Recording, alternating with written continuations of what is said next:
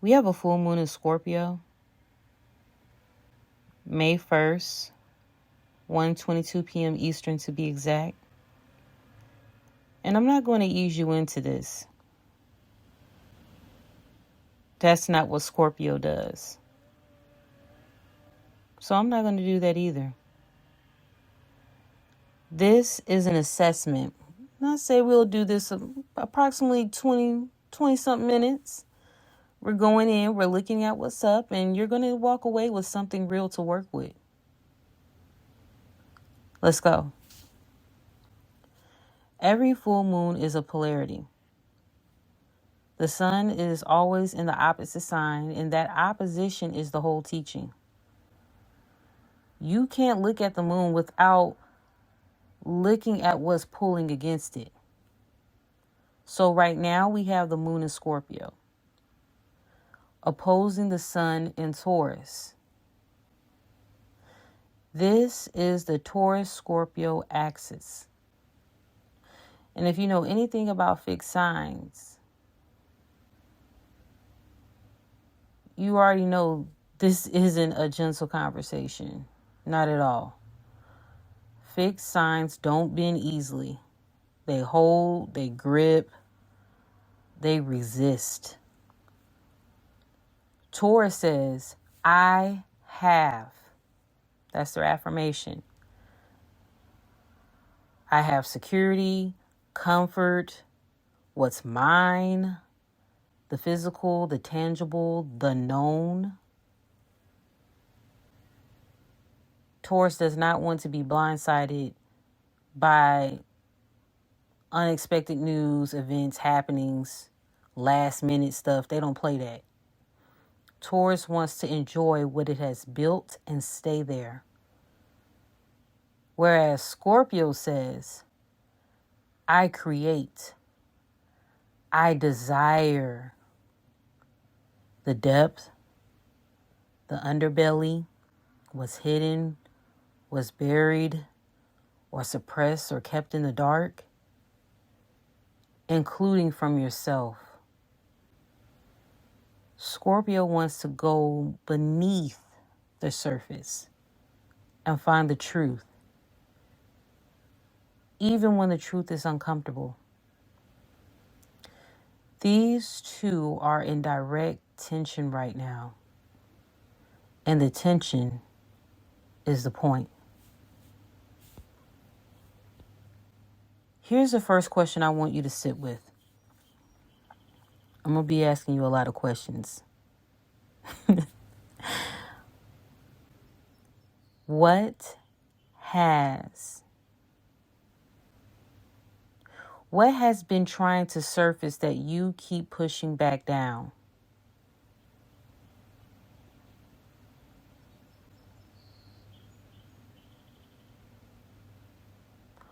What has been trying to surface that you keep pushing back down?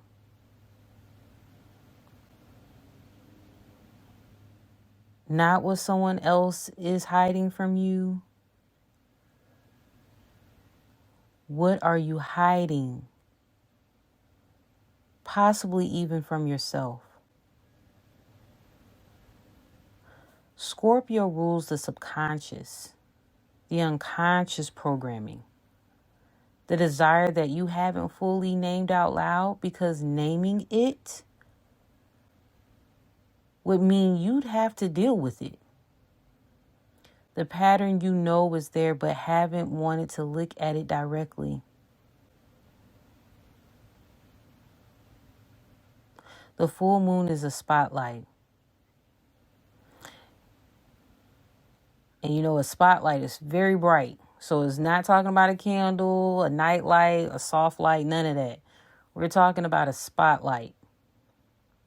Whatever has been operating below the surface in your relationships, your habits, your money, your body, your sense of self, it is illuminated right now. And I do want to lean into also the sexual energy that you possess. Or is it possessing you? Are you harnessing that energy? because it's really a really powerful energy to channel and manifest.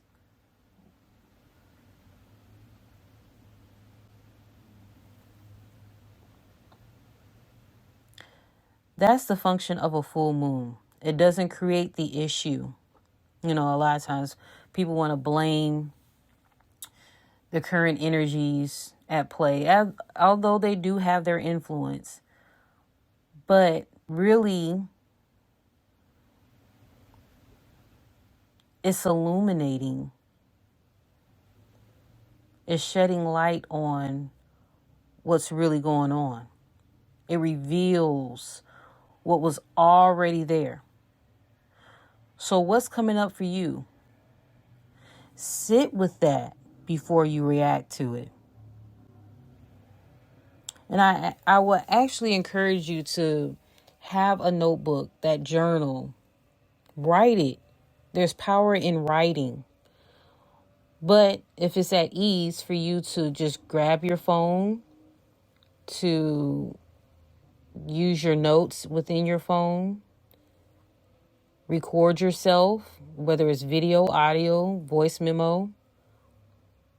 But it's good to get to the root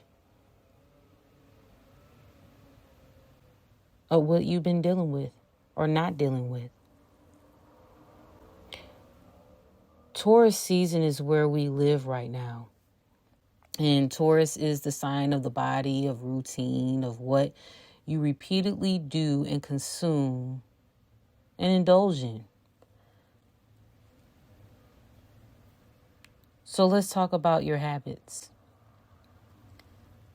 And I don't want you to think about this in a self-help, fix yourself kind of way. In an honest inventory kind of way. I don't know what you have going on. I'm not tuning into that right now. So I don't want you to think like I'm trying to read you per se. Where are you overindulging? What are you consuming in excess?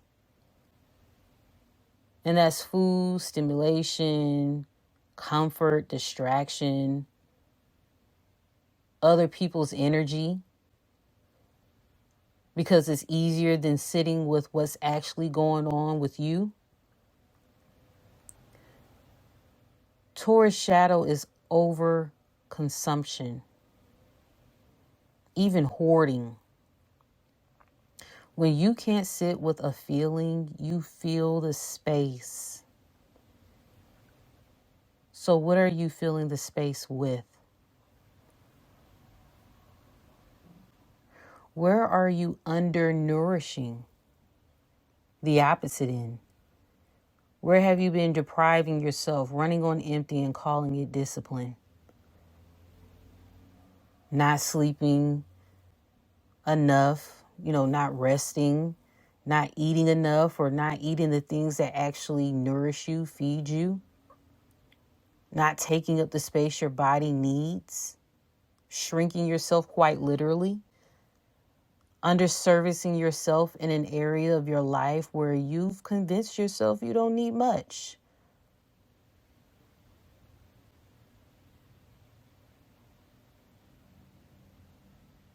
It's not that bad.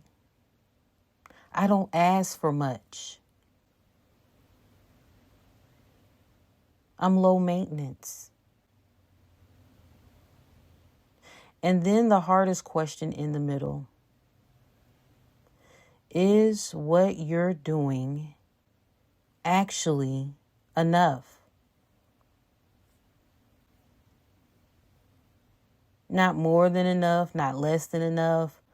Right in the center, that sweet spot. Enough. Because Taurus at its highest is that sufficiency. The understanding that what you have and what you're doing is adequate for what this season requires.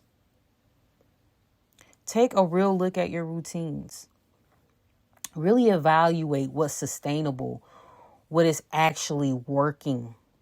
And what are you maintaining out of habit rather than alignment? You know, sometimes we do things that we were taught. Our parents said that this was the way, or our grandparents, not even knowing the real reason why. Now we go deeper. Scorpio is where desire lives. And I'm not talking about the surface level want. I'm talking about the deep want. The one underneath the want. Because, you know, sometimes we play and we put on like, oh, it's just this or it's just that. All I want is just this and just that. But really there's something deeper. The one you might not even let yourself fully feel because it feels too vulnerable or too much, or like wanting it means you might not get it.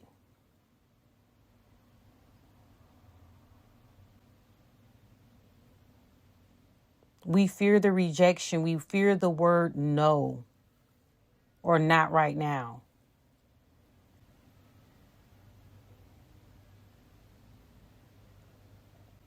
We fear the unknown because we don't know what's on the other side. So some of us already self-select or pre-select, hey, it's not going to happen. It's not in the cards. So I don't even want to pursue that. I would rather just have that secret desire running the show, but running in the opposite direction of what you truly want. So what do you actually desire in your life right now? And you don't need to meet it with objection. This is the Scorpio layer. Is what you're consciously pursuing actually what you desire? Or is there a gap? Is there a gap between what you say you want and what you're moving toward? You know, sometimes we are walking contradictions. Sometimes we even get off on the push-pull dynamics in our relationships and our connections. The things that we want, it's like it drives us to want it more when we can't have it, or we feel like we can't have it.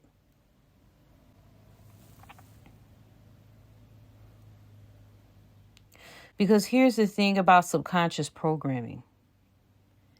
It runs, whether you're aware of it or not. And your unconscious beliefs about what you deserve, what's possible, what's safe to want, they are operating in the background. And they are shaping your results.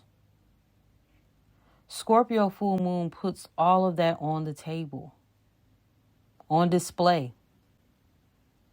The hidden beliefs, the silent agreements you made with yourself at some point, maybe years ago, that are still running the show. What story did you decide was true about your worth, your capacity, or your safety? And is that story actually serving the life you're building? That's Scorpio's work. It's not comfortable, but it's necessary. That's true shadow work. Now, here's where I would say the axis gets really interesting. Scorpio creates the desire, right? Taurus, though, holds the resources, and the full moon is asking you to reconcile those two. The question isn't just what do you want? The question is, are you using what you have to actually build it? Because desire alone, even powerful, deeply felt desire, does not generate a life. Desire has to meet structure, foundation, architecture, system. even network. That's a part of your infrastructure. It has to meet the actual use of your resources, your time, your energy, your money, your attention. And that's why it's even necessary to be intentional with your network, because the people in your circles, in your proximity, needs to be in alignment to where you're going. And if they're draining you, if it's toxic, then really it's not conducive to where you're going. It's not productive. It's counteractive.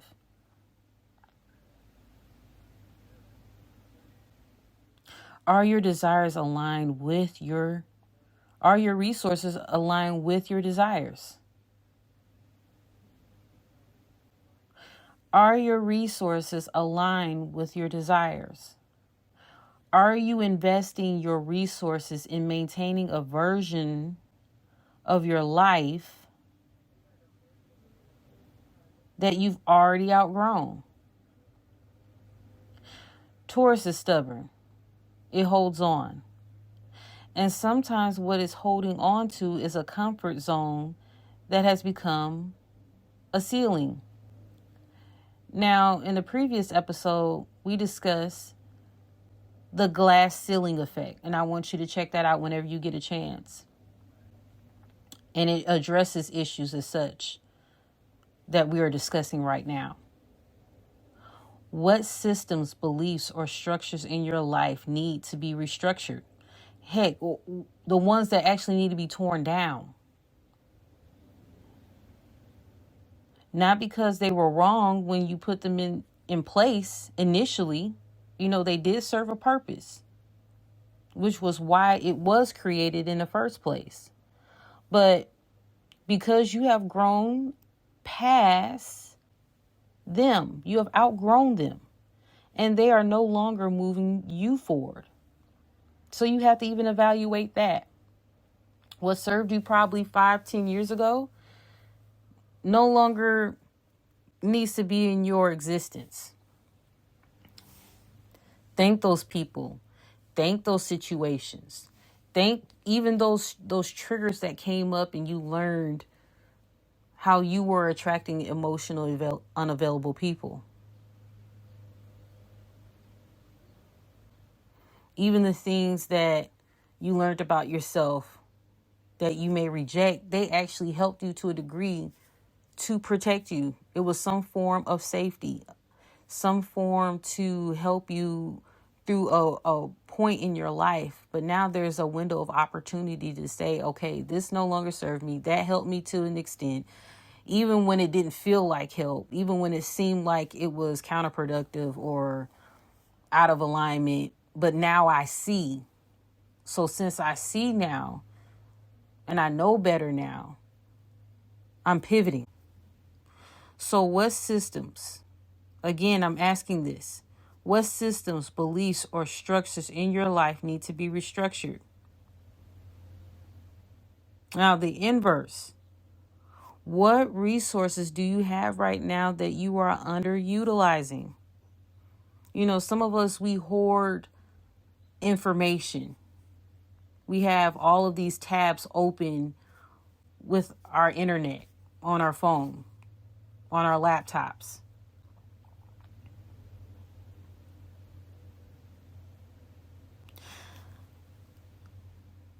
What are you underutilizing?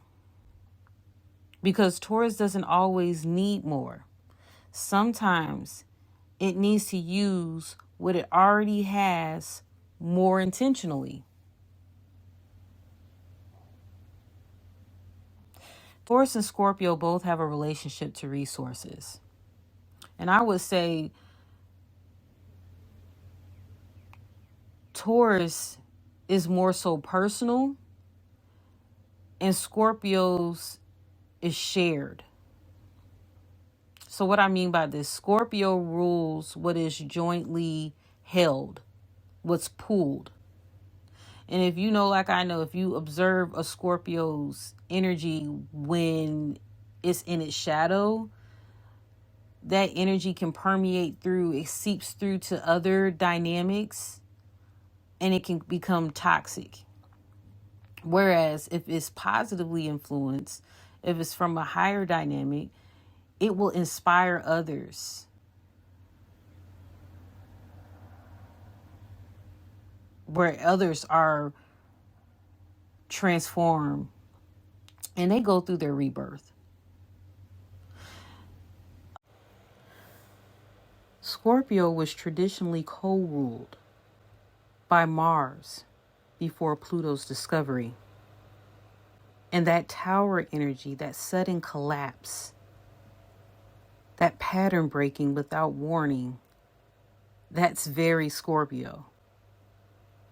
That's the energy at play. So again, Scorpio rules what is jointly held, what is pooled, what passes between people, energy, money, emotional labor, support, power. Power dynamics come up. So this full moon is also asking you to look at your relationships through this lens. Have you been the one everyone depends on? The one who holds it together, who shows up, who gives, and who quietly doesn't receive at the level you give? There's no reciprocity. It's uneven, imbalanced. I want you to see that that's not a badge of honor or something to consider as strength. That's an imbalance, and it's been really taking something from you.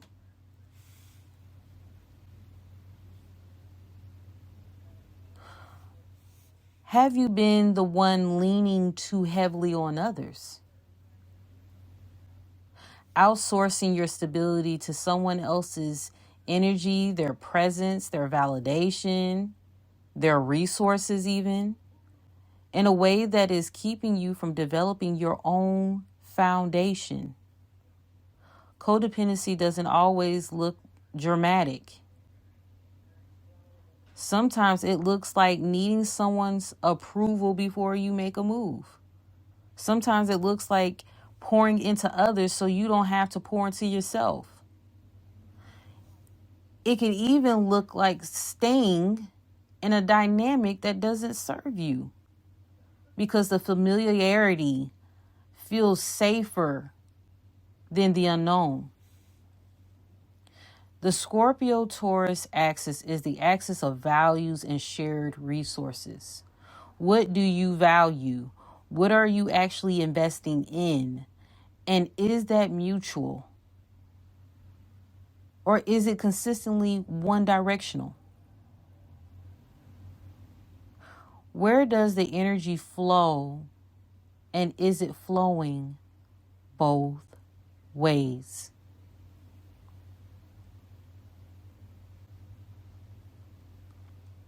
I know I'm leaving you with a lot to think about.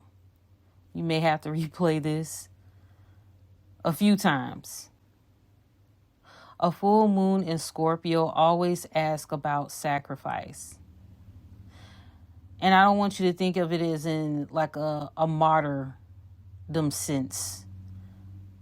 In a literal sense, what are you giving up? And is it conscious? Is it intentional?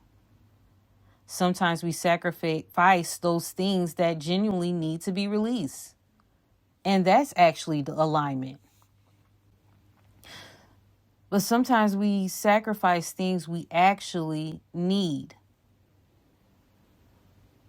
And what do you think you actually need right now? Rest, our time, our own desires, our own standards, in service of something or someone that has not asked us to do so. And to really keep it 100 would not require it of us if we were honest about it. What have you been sacrificing that you need to reclaim? And equally important, I would say, what are you holding on to that is actually time to sacrifice? Because Scorpio knows that some things have to die for the new to come in. What is that exchange? You have to give to gain, right? The full transformation cannot happen if you're still carrying the weight of what's already completed. What is complete right now? What chapter is done? And are you still writing in it? Because you don't want to face the blank page or the new book.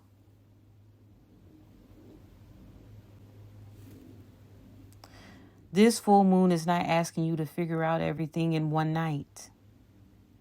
It's asking you to look honestly, without the filter of what you think you should want or who you think you should be or the story you've been telling yourself about why things are the way they are. Scorpio at its highest is the alchemist. It takes what was buried and turns it into medicine. It transmutes that energy into something powerful, into something dynamic. But you have to be willing to go down there first. Taurus at its highest is the steward. It tends to what it has and with care, without grasping, without hoarding, without depriving. The invitation is to be both. Go into the depth. Come back with the truth. And then tend to it. Tend it gently, deliberately, sustainably. What's surfacing for you is not here to break you. I want to say that again. What's surfacing for you is not here to break you.